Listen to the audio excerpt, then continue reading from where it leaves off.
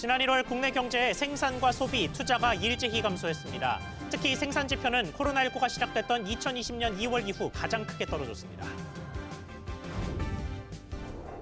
홈플러스가 유동성 위기설에 기업 회생을 신청했습니다. 법원이 이를 즉시 받아들이면서 금융채권의 상환 유예가 시작됐습니다. 코스피가 장중 내내 보합권에서 등락하며 아슬아슬한 움직임을 보이고 있습니다. 조선주와 방산주가 오르면서 증시를 지탱하는 모습입니다. 고물가를 겪은 30대 이하 소비자가 주택을 구입할 확률이 높아진다는 한국은행의 분석이 나왔습니다. 한은은 부동산 과열을 막기 위해 근원 인플레이션을 중심으로 물가를 관리해야 한다고 지적했습니다.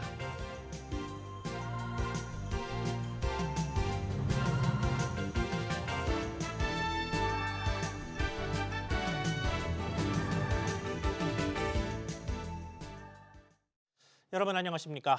트럼프 2기 행정부를 둘러싼 불안과 국내의 정치적 불확실성이 우리 경제를 크게 흔들었다는 지표가 속속 확인되고 있습니다. 최근에 경기 상황을 가장 잘 보여준다는 산업활동 지표에서 생산과 소비, 투자가 연초 모두 하락한 것으로 나타났습니다. 코로나19 확진자가 국내에 본격적으로 나타났던 2020년 2월 이후 최악입니다. 박연신 기자, 경기 지표 어떻게 나왔습니까? 네, 통계청이 발표한 1월 산업활동 동향에 따르면 지난달 전 산업생산지수는 111.2로 한 달 전보다 2.7% 감소했습니다. 이는 코로나19 때인 지난 2020년 2월 이후 4년 11개월 만에 가장 큰 감소폭인데요. 광공업 생산이 2.3% 감소했고 제조업은 2.4%, 서비스 소비를 보여주는 서비스업 생산은 0.8% 줄었습니다. 소비는 화장품과 서적, 문구 등에서의 소매 판매가 줄어 0.6% 감소했고요. 투자에서는 기계류와 운송 장비 등의 설비 투자가 14.2% 감소하고 건축과 토목의 공사 실적도 줄었습니다. 네, 지금 이야기한 여러 지표 중에 핵심이라면 역시 제조업의 생산인데 2.4% 떨어졌단 말이죠. 이거를 더 세부적으로 나눠보면 어떻습니까? 산업별로 희비가 엇갈렸습니다. 제조업 가운데 반도체 생산이 한 달 전보다 0.1%, 1년 전보다 20.8% 증가했는데요. 반면 자동차 생산은 한 달 전보다 0.4%, 1년 전보다 14.4% 감소했습니다. 재화 판매 수준을 보여주는 소매 판매도 한 달 만에 다시 마이너스로 돌아섰습니다. 지난해 내내 이어진 내수 부진도 새해 회복되지 못하는 모습입니다. 경기 전망도 악화됐습니다. 앞으로의 경기 상황을 보여주는 선행 종합지수, 순환 변동치도 지난해 같은 기간 대비 0.3포인트 하락했습니다. SBS 비즈 박연신입니다. 연초부터 이어진 여러 불확실성은 앞서 보신 대로 소비 위축까지 가속화했고 기업도 본격적으로 흔들리고 있습니다. 급기야 국내 2위 마트 사업자인 홈플러스가 기업 회생 절차를 시작했습니다. 최윤아 기자. 네, 최윤아입니다. 네, 일단 매장은 정상적으로 운영한다면서요? 그렇습니다. 홈플러스는 기업 회생 절차 신청과 상관없이 모든 매장과 온라인몰을 정상 영업합니다. 홈플러스는 이마트 다음으로 많은 전국 126개의 매장을 운영하고 있고 직원 수는 2만 명에 달합니다.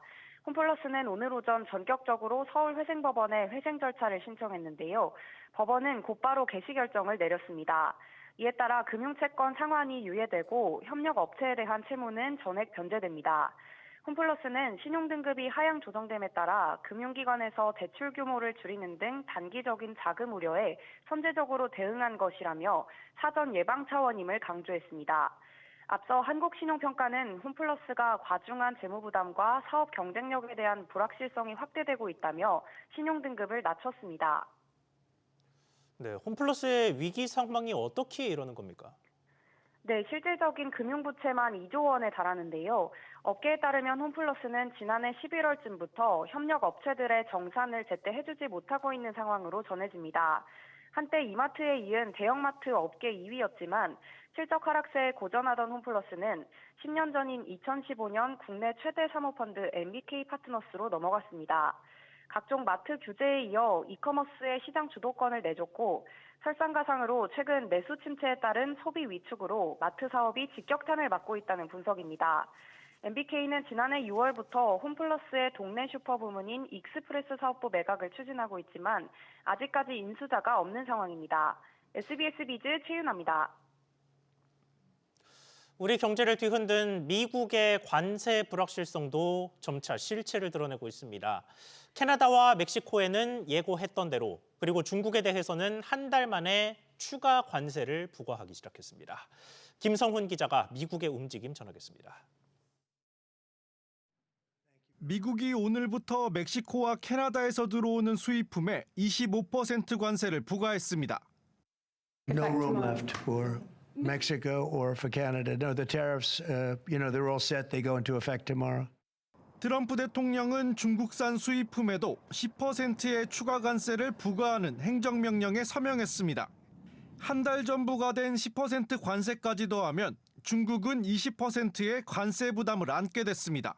타깃이된 나라들은 미국의 일방적인 관세 폭격을 맞고만 있지 않겠다고 밝혔습니다. 중국 정부는 관세가 부과되면 반격할 것이라며 조속한 대화를 희망한다는 뜻을 전했습니다.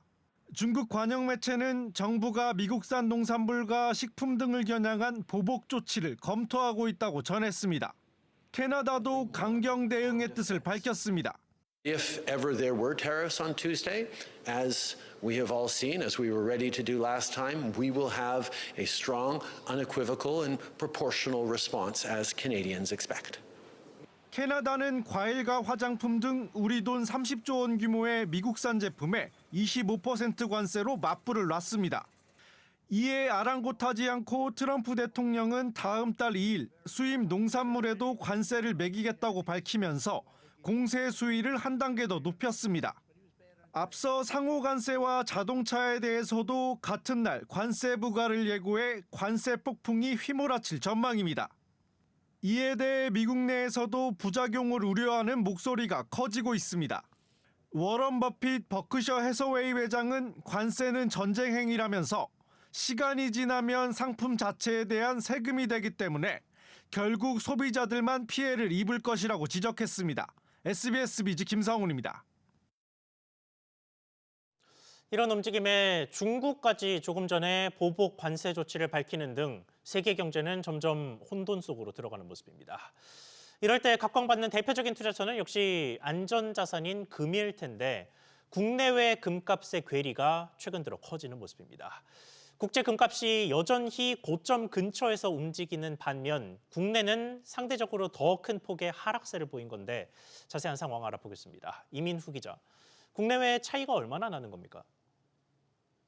네, 지난달 28일 한국거래소 금시장에서 금 현물 1g은 13만 9천 원대 거래를 마쳤는데요. 지난달 14일 종가인 16만 원 초반 대비 15% 급락한 가격입니다. 국제 금 현물 가격은 지난달 14일 13만 6천 원대에서 같은 달 28일 13만 4천 원대로 떨어져 2주간 하락폭이 1%도 채 못 됐습니다. 미국의 기준금리 인하 소식과 맞물려 관세 전쟁 확대 조치에 올해 초부터 안전자산인 금에 투심이 쏠렸는데요. 특히 국내에서 거래되는 금 가격이 국제 시세보다 높게 형성되면서 김치 프리미엄이 붙었다는 분석이 제기된 바 있습니다. 네, 그런데 증권사가 이런 양상을 부추겼다는 지적도 나옵니다. 그렇습니다. 지난 14일 국내에서 거래되는 금값이 국제 금시세보다 장중 최고 24% 비쌌고 종가 기준으로는 20%에 달해 역대 최고 기록을 경신했습니다. 문제는 일부 증권사들이 이 괴리율을 투자자에게 제공하지 않으면서 투심을 부추겼다는 지적이 나옵니다. 지난달 말 기준 MTS에서 국제시세나 금값 괴리율을 확인할 수 있는 대형 증권사는 한국투자증권과 삼성증권, 키움증권뿐입니다. 미래에셋증권과 NH투자증권, KB증권은 국제시세나 괴리율을 공표하지 않았습니다. 한국거래소가 전 영업일 종가 기준으로 거래소 금 가격 괴리율이 6% 이상일 때 내보내는 기타 시장 안내도 미래에셋증권과 KB증권은 공시하지 않은 것으로 드러났습니다. SBS 비즈 이민우입니다. 지난주 미국발 불확실성에 직격탄을 맞았던 증시는 안정을 찾아가는 모습입니다. 앞서 보셨던 관세 충격과 또 간밤 엔비디아 급락에도 코스피는 보합권을 유지하고 있습니다. 마감 앞두고 있는 금융시장 상황 알아보겠습니다. 송태희 기자. 네, 코스피가 오후 내내 보합세를 유지하는 모습입니다. 그렇습니다. 오후 3시 기준 코스피 지수는 개장 직후 낙폭을 만회하면서 전 거래일보다 불과 2포인트 내린 2,531선에서 코스닥도 6포인트 내린 737선에서 등락을 거듭하고 있습니다. 지난 금요일 3%대 폭락에서 저가 매수세가 유입되면서 2,530선을 지지선으로 확인하고 있는 모양새입니다. 지난 금요일 1조 5천억 원 이상 매도했던 외국인의 매도세는 1,000억 원대로 진정세를 보이고 있습니다. 간밤에 엔비디아가 10% 이상 급락했지만 SK하이닉스는 2% 내외로 하락폭을 줄이고 있고 삼성전자는 오히려 상승 반전에 성공했습니다. 2차 전지 업종은 미국발 관세 전쟁 소식에 직격탄을 맞고 있습니다. LG 에너지 솔루션이 5%, 포스코 퓨처스엠이 8%대 내외 하락하고 있습니다. 네, 반면에 조선주와 방산주가 급등하는 양상인데 이건 왜 그런 겁니까? 유럽의 재무장 가능성이 커지면서 국내 방산주에 대한 기대감이 커지고 있기 때문입니다. 한화 에어로스페이스, LIG 넥스원, 한국항공우주 각각 14%, 7%, 5% 이상 오르고 있습니다. 조선주는 미국의 중국 조선 해운사에 대한 제재 가능성 소식이 전해지면서 반사 이익 기대감에 급등하고 있습니다. 한화오션은 16% 이상 급등하고 있고 HD 현대도 3% 이상 오르고 있습니다. 아시아 증시는 대체로 약세입니다. 일본 니케이 지수가 1.6%로 하락폭이 크고 대만 가권 지수도 0.5% 하락하고 있습니다. 반면 상해 종합지수는 0.3%, 심천 종합지수는 0.5% 내외 오르면서 상승 반전에 성공하고 있습니다. 원달러 환율은 1.2원 떨어진 1,460원 내외에서 등락하고 있습니다. SBS 비즈 송태입니다. 고물가 경험이 가계 주택 구입 수요를 끌어올린다는 한국은행의 연구 결과가 나왔습니다. 인플레이션 속에서 집을 사야겠다라고 마음먹는 현상이 더 뚜렷해진다는 건데 취재 기자 연결해서 자세히 알아보겠습니다. 이한나 기자. 네, 이한나입니다. 네, 우선 자세한 연구 결과가 어떻습니까? 네, 한국은행 경제연구원의 보고서에 따르면 인플레이션 경험은 주로 근원 인플레이션을 통해 주택 소유 확률 상승에 유의한 영향을 미치는 것으로 나타났습니다. 비근원 물가보다 근원 물가 상승을 경험할 때 가계의 주택 구입 수요가 늘어났다는 건데요. 근원 물가는 비근원 물가에서 변동성이 큰 식료품 및 에너지를 제외하고 산출한 물가입니다. 즉 주택 구매자들이 이 주택의 인플레이션 해칭이 변동성이 심하고 공급 측 요인인 비근원 인플레이션보다는 장기적이고 수요 측 요인인 근원 경험 인플레이션을 통해 발생했다는 의미입니다. 네, 그러니까 잘 안 변하는 물가까지 오르면 가치가 떨어지는 현금을 주택으로 바꾸고 싶어 한다라는 뜻으로 들리는데 주로 어떤 연령대가 적극적으로 움직입니까? 네, 가구 특성별로는 30대 이하, 남성, 기혼, 4인 이상 가족, 총 자산이 작은 가구를 중심으로 경험 인플레이션의 주택 소유 확률이 높아졌다고 봤습니다. 특히 연령별로는 10대와 20대 및 30대의 근원 경험 인플레이션이 1%포인트 상승할 때 자가주택 소유 확률은 7.4%포인트 증가할 것으로 예측됐습니다. 30대 이하 자가 소유 주택 비중이 현재 62%에서 79%까지 오른다는 겁니다.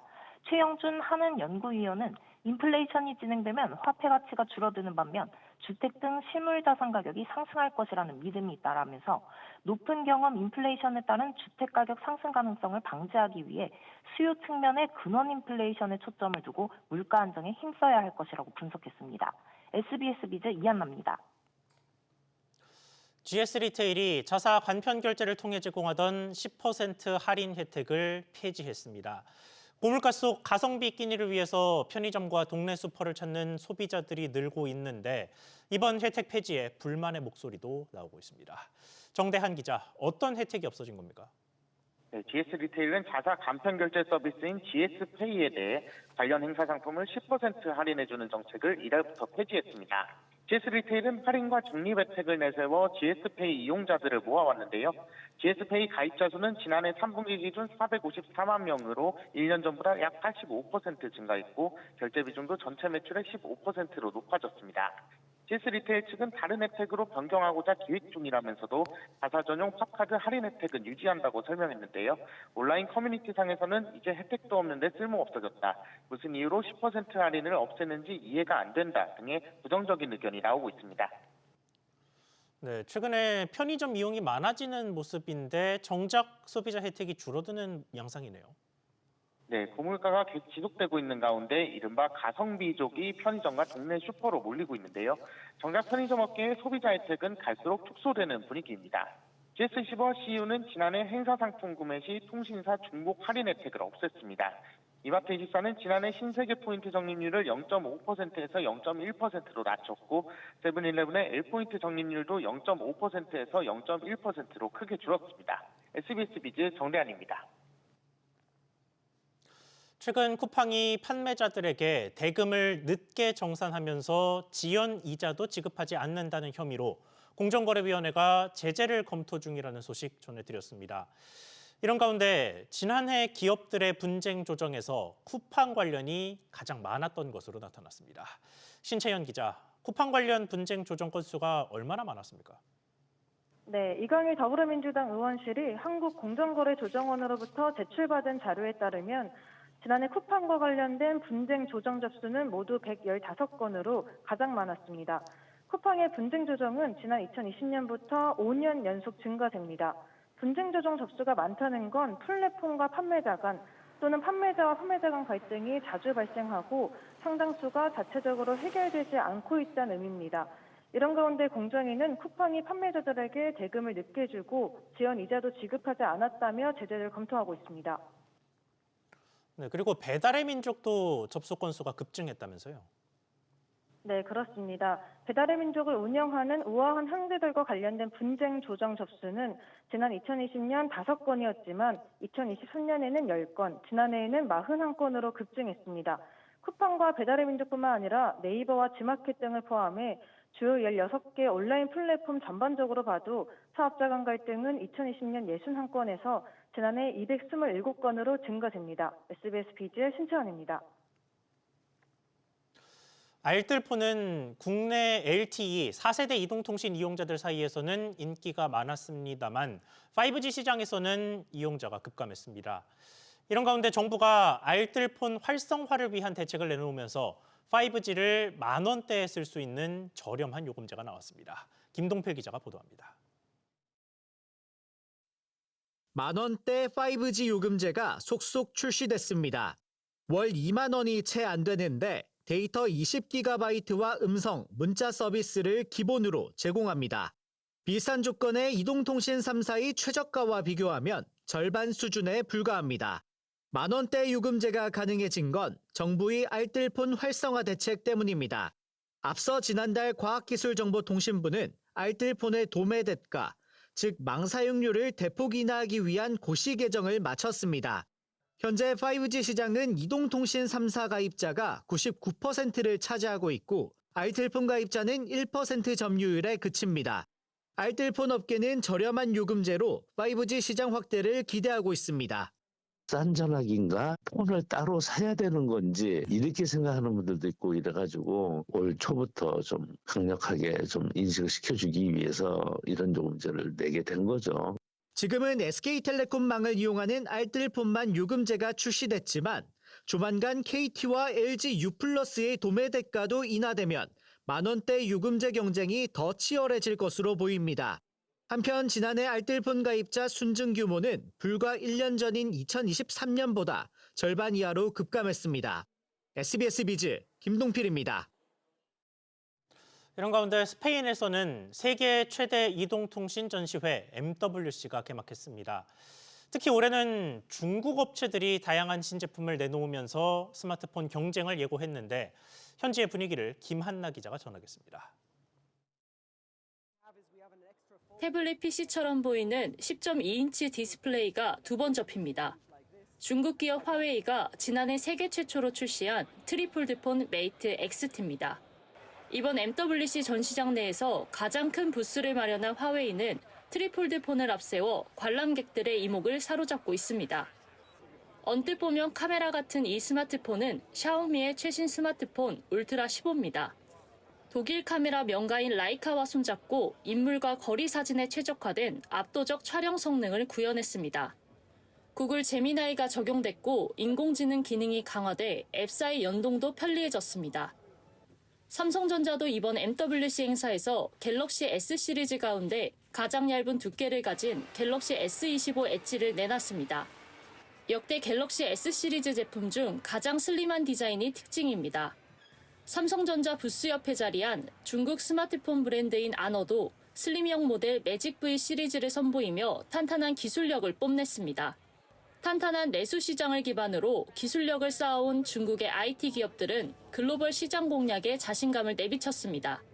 Xiaomi maintains top 3 smartphone brand worldwide with a 15% year-on-year growth rate, the highest among the top 3. 가성비를 넘어 첨단 기술로 무장한 중국의 프리미엄 스마트폰 제품들이 글로벌 시장에서 존재감을 빠르게 키워가고 있습니다. 스페인 바르셀로나에서 SBS 비즈 김한나입니다. 전기차의 수요 둔화 현상이 장기화되고 있지만 친환경차의 본고장인 유럽에서는 여전히 전기차가 잘 팔리고 있습니다. 그런데 특히 스페인에서 우리나라 전기차가 인기를 끌고 있다고 합니다. 왜 그런지 최지수 기자가 현장에 다녀왔습니다. 지난 2008년에 문을 연 스페인 바르셀로나의 한 딜러샵입니다.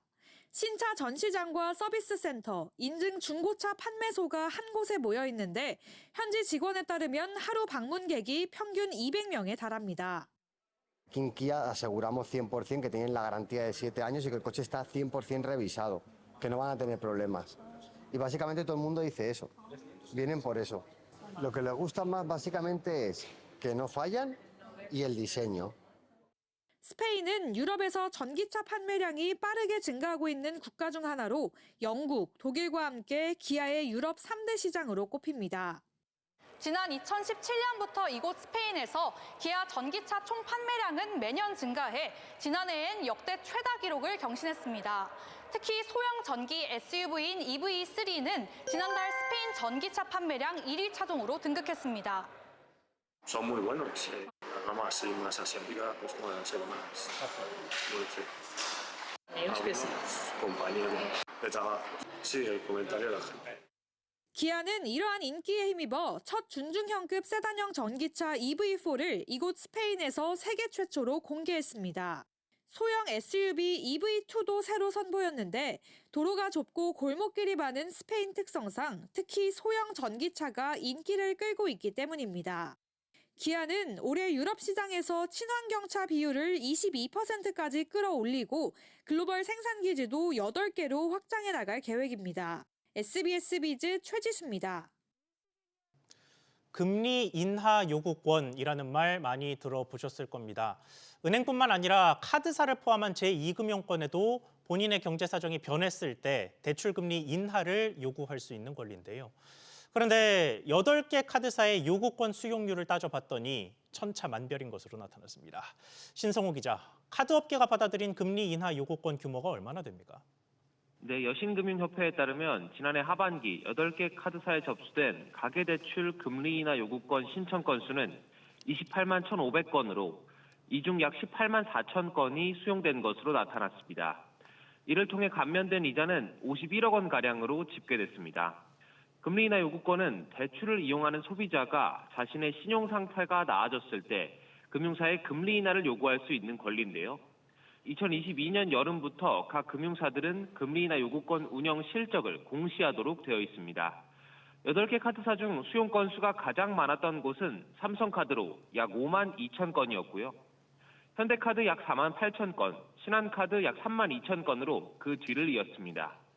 이자 감면액이 가장 많았던 곳 역시 삼성카드로 약 13억 7천만 원을 감면한 것으로 나타났습니다.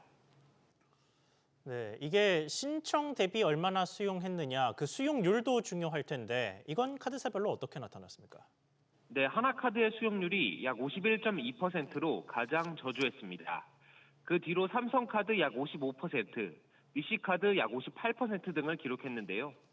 특히 삼성카드의 경우 신청 건수 자체가 많아 수용 건수와 이자 감면액은 크게 집계됐지만 수용률은 저조한 것으로 나타났습니다. 8개 카드사의 평균 수용률은 약 65% 수준이었는데요. 즉 하나, 삼성, BC카드의 수용률의 경우 평균치를 밑돌았습니다. 반면 우리카드의 수용률은 약 79%로 카드사 중 가장 높게 나타났습니다. SBS 비즈 신성호입니다.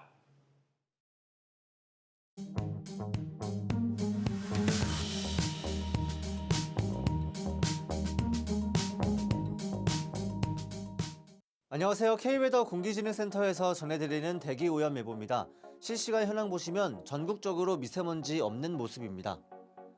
서울시 공기질 역시 좋은데요. 모든 지역에서 좋음 수준입니다. 오늘 전국적으로 눈과 비가 내리겠습니다. 낮 기온은 서울 4도, 광주와 부산 7도에 그치겠고요. 공기는 깨끗하겠습니다. WHO와 환경부 기준으로 전국 미세먼지 수준은 좋음 단계를 보이겠고요. 내일까지는 전국 공기질이 좋지만 목요일부터는 수도권과 충청권에서 미세먼지가 기승을 부리겠습니다. 대기 오염 예보였습니다.